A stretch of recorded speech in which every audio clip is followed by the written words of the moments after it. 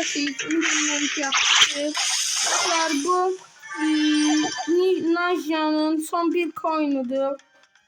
Bu oyun olsa Najya bir olur. Video yok demez. Yok. Uşaqlar olmadı bak. 4-cü oldu. Tüm kazanma serimizde geçti. Neyse hələ də şans var. Gedək bir turda oynayaq. Görək bu oyun yaxşı olur. Uşaqlar videoya da like atmalı ve kanala abone olmağı unutmayın. Yanımda bir normal oyun. Aha deyəsən botlar attı. Tez oynayırdıq. Bir olsun. Najyanı bir eləsək bizim Najya 62-ci prestijli karakterimiz deyil. Böyle. Bir üçü de olsa.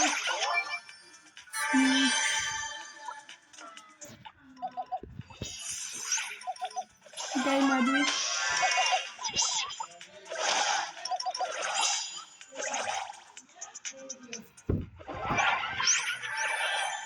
Leon'u da öldür orada. Leon baştan burada yükü alacağım.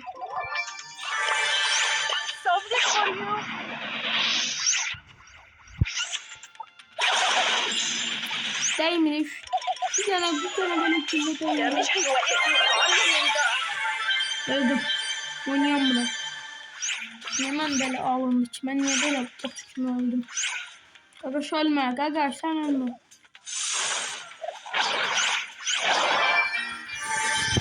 Gagaş yani yanımıza atanlar da çok da oyuncu dahi.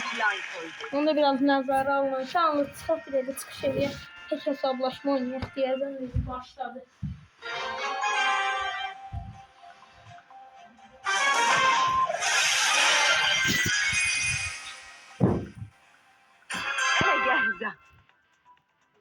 Yalnız event attı. İnşallah yaxşı oyuncudur. Yeməyə kalkan atsa yaxşı oyuncudur. Oy gidir. Süperse niye belə eləyir? Bu hələ də bu bağlar bizə sınırları.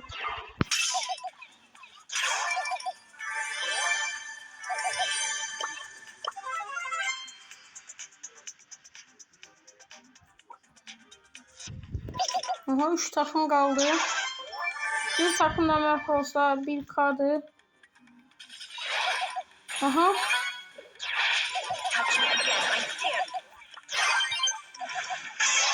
Öldürdüm.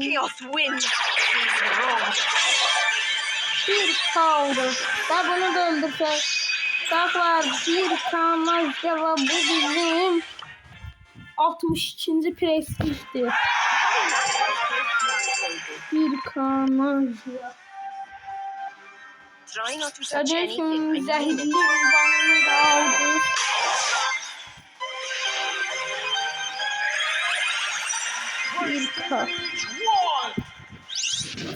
Bundan sonraki karakteri gelen videoda 1K eləsəm yine video atarım.